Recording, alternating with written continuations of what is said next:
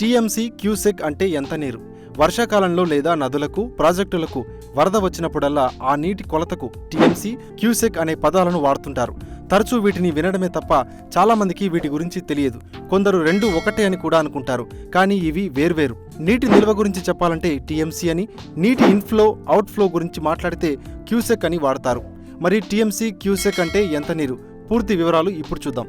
TMC అంటే 1000 million cubic feet. లీటర్లలో చెప్పాలంటే TMC దాదాపు 2881 కోట్ల లీటర్లు. 2300 ఎకరాల విస్తీర్ణంలో ఒక అడుగు నీరు చేరితే అది ఒక టీఎంసీకి సమానం. నీటిపారుదల నిపుణుల స్థూల అంచనా ప్రకారం ఒక టీఎంసీ నీటితో 8000 నుంచి 10,000 ఎకరాలకు సాగునీరు అందుతుంది. క్యూసెక్ అంటే క్యూబిక్ ఫీట్ పర్ సెకండ్.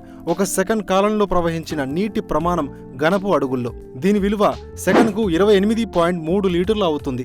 ఏదైనా ఒక రిజర్వాయర్ నుంచి కాలువ ద్వారా 11,000 క్యూసెక్ల నీరు 24 గంటల పాటు ప్రవహిస్తే ఒక టీఎంసీ నీరు వెళ్ళినట్లు.